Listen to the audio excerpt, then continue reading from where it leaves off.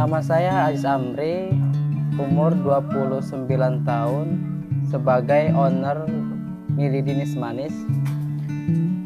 Tempat produksi di Kampung Panggang, Penancangan, Kecamatan Cipocok Jaya, Kota Serang. Awal mulanya tahun 2020, bulan Juni, tanggal 16 kita baru pertama kali buka itu, dipasarkan ke masyarakat. Dan itu di masa pandemi ya termasuknya. Kenapa saya milih Milidi Nismanis ataupun jajanan snack ini?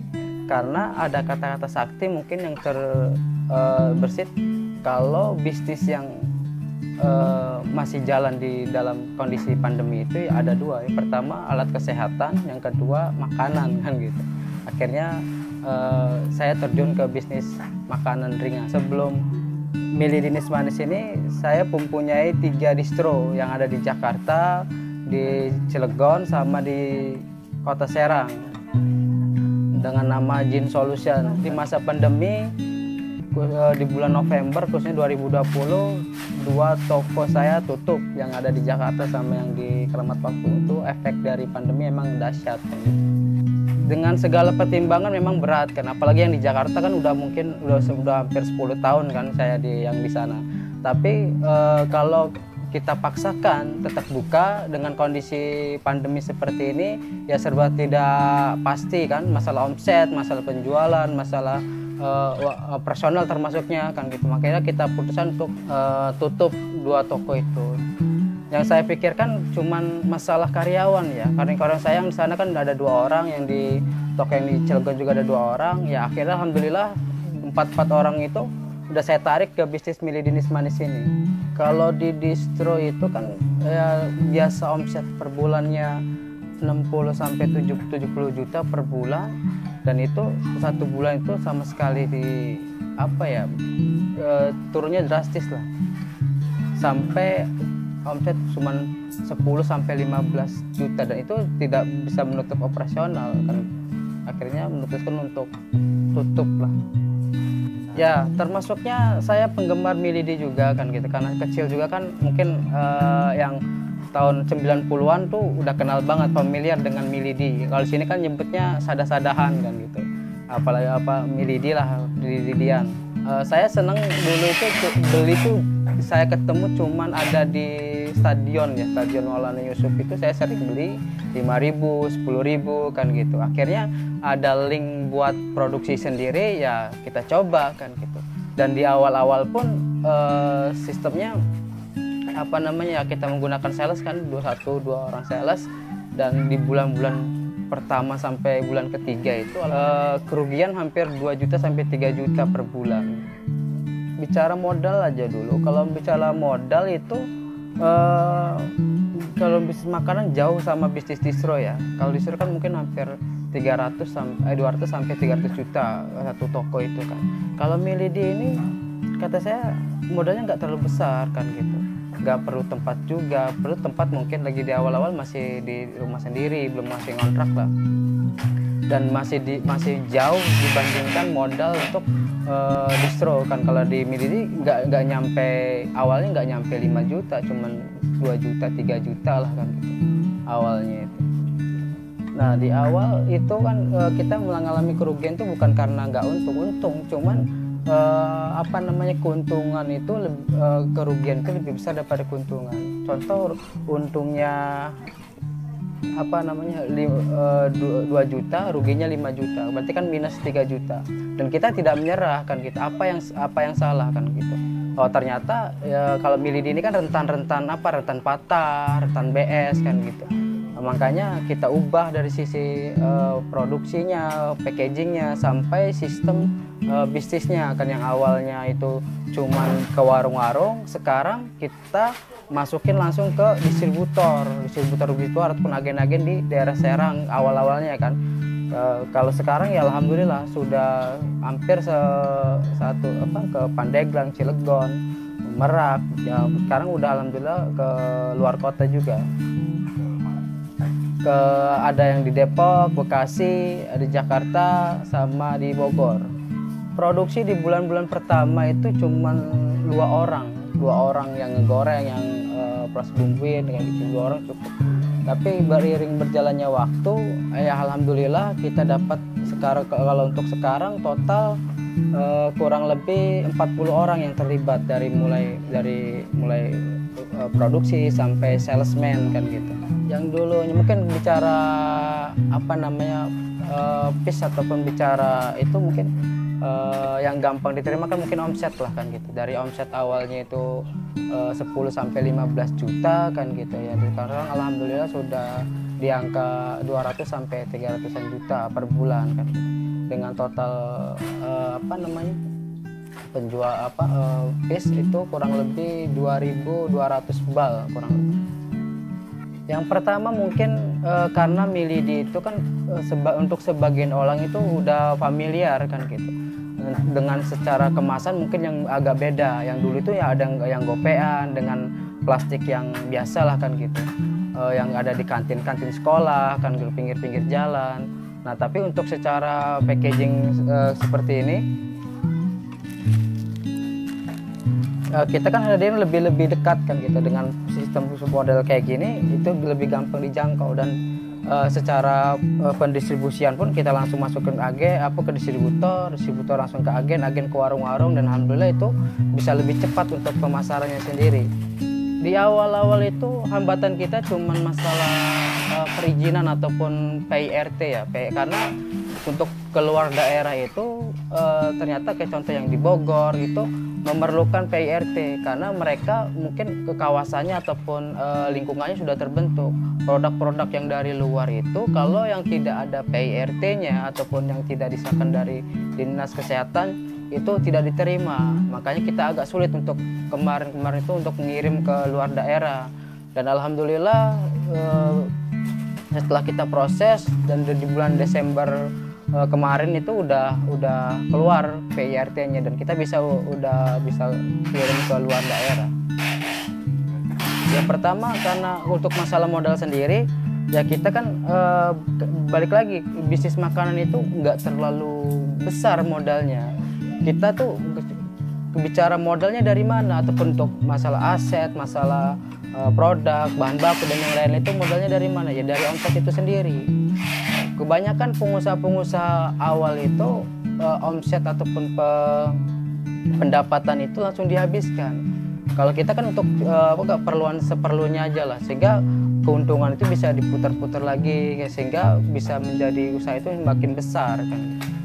Ya alhamdulillah kalau untuk penawaran selalu ada, entah itu dari bank syariah atau bank daerah ataupun bank swasta sekalipun kan gitu. Tapi karena prinsip saya itu dari awal usaha dari distro sekali sampai sekarang itu tidak menggunakan dana bank ataupun pihak ketiga, ya alhamdulillah. Ada juga untuk masalah pendanaan itu ada salah satu teman yang dari Tangerang itu menawarkan kerjasama ataupun bukan pinjaman sih sifatnya ya, investasi lah. Investasi itu kurang lebih 2 miliar untuk bikin pabrik dari ujung dari pembuatan miridinya sampai proses akhir kan. Kebanyakan untuk karyawan itu orang-orang sekitar ya, kayak ibu-ibu ataupun anak-anak remaja juga kan saya ikut libatkan juga kan. Tidak menutup kemungkinan mungkin di kedepannya kalau kuota ataupun sekitar udah penuh kita bisa rekrut ke siapa aja bisa masuk kan gitu, bisa terlibat kan gitu. Kalau suka duka ya banyak ya, kalau bicara awal-awal ya banyak dukanya. Kalau untuk saat ini ya banyak sukanya kan. Kalau suka dukanya ya bukan suka duka sih, kadang ada hal-hal yang cukup menguras juga kan, kayak contoh masalah proses menggoreng kan. Kalau midi itu kan sifatnya gampang patah kan gitu. Apalagi kalau ibu-ibu yang baru belajar itu kan udah kalau kita hitung itu bisa hampir puluhan kilo yang reject ataupun yang nggak bisa dijual kan gitu. Kayak contoh masalah belajar goreng kadang kegosongan kan gitu, ada yang patah ataupun ada masih kering, masih basah kan gitu, macam-macam. Contoh proses proses produksi itu kan masih banyak yang banyak kan sih diproduksi sih ya, lucunya kan gitu. Bagaimana menciptakan ataupun membuat produk yang awet, yang disenangi konsumen kan gitu. Kalau masalah penjualan mungkin untuk saat ini kan mungkin sudah ada 70-an distributor dan agen yang tergabung yang mendistribusikan produk kita, tapi 70 itu yang menolak itu 3 kali lipat kan gitu. Banyak yang nolaknya daripada nerima. Dari 10 target ataupun 10 agen target itu paling dapat 1-2 kan gitu. Yang 8 itu kita bahas kenapa sih nolaknya kan gitu, ada alasan ini itu kan gitu, macam-macam lah. Itu kita selalu evaluasi sehingga berikutnya di hari-hari berikutnya ataupun di minggu-minggu berikutnya ketika penawaran dari 10 mungkin yang nolak cuma 1-2. Yang saya harapkan dari pemerintah mungkin menerima sisi perizinan ya. Alhamdulillah Dinas Kesehatan Kota Serang dan sangat-sangat membantu sekali untuk mengadakan pelatihan dan membimbing. Untuk operasional kendaraan sendiri transportasi itu kita alhamdulillah mempunyai 1 box mobil box dan 4 sepeda motor. Mobil box itu untuk biasanya pengiriman yang lumayan jauh ke luar kota ataupun pengiriman yang lumayan banyak. Ya karena kita Milid ini kan saya pelajari adalah ada trennya ya. Di awal-awal baru masuk pasar ataupun satu daerah itu kita di 1 bulan sampai 2 bulan pertama itu meledak kan. Sehingga di bulan ketiga itu ada penurunan pemesanan. Untuk di awal-awal mungkin satu distributor itu 1 minggu kurang lebih 200 bal 1 minggu. Biasanya pesan seminggu itu 2 kali pengiriman. Kalau kita akumulasikan tiap bulannya keuntungan 10 juta, 20 juta atau 30 juta, bahkan kalau kita lagi bagus sampai keuntungan 70 juta lah, kita putaran ke aset lagi.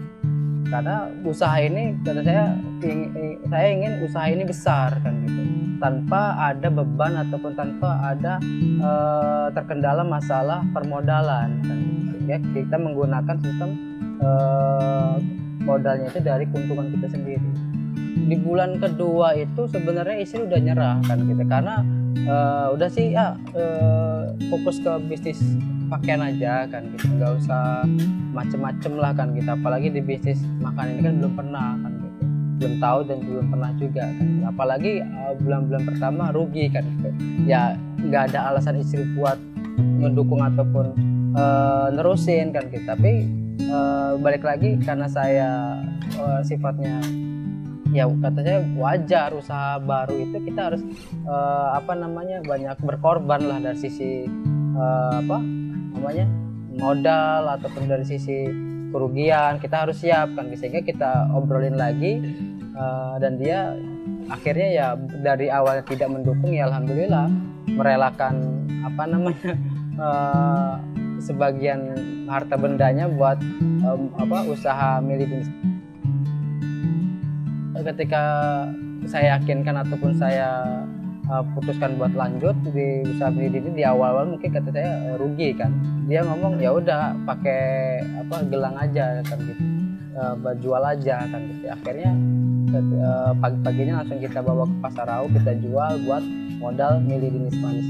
Itu 7.200.000 kalau nggak salah dari penjualan gelang. Ya kalau untuk Miridi sendiri ya kita gunakan untuk modal kan. Tahun 2014 awal 14 juta itu kita sedekahkan. Nah alhamdulillah ternyata nggak nyampe 1 tahun, bukan cuman hutang itu lunas, tapi saya ada plus ataupun dari kan di awal kita sedekah itu di awal 2014 lah. Kalau dihitung-hitung kan kalau sedekah 114 juta, kalau Allah janjinya 10 kali lipat berarti 140 juta. Berarti yang 80 juta buat bayar utang, yang 60 juta buat buka usaha baru kan gitu. Dagang di Jakarta itu ya alhamdulillah lagi rame dan mempunyai keuntungan yang lumayan kan, sehingga bisa menutupi utang dan bisa juga buka usaha baru ataupun buka toko baru kan. Itu kan di awal-awal tahun 2012, 2013, 2014 itu kan saya sering ngedengerin video pengajiannya Ustadz Yusuf Mansur kan gitu, yang menerangkan tentang keajaiban sedekah itu sendiri ya. Kalau kamu punyai ya sedekahkan itu bukan sedekah yang di ujung ataupun terakhir, kita sedekahkan harta terbaik.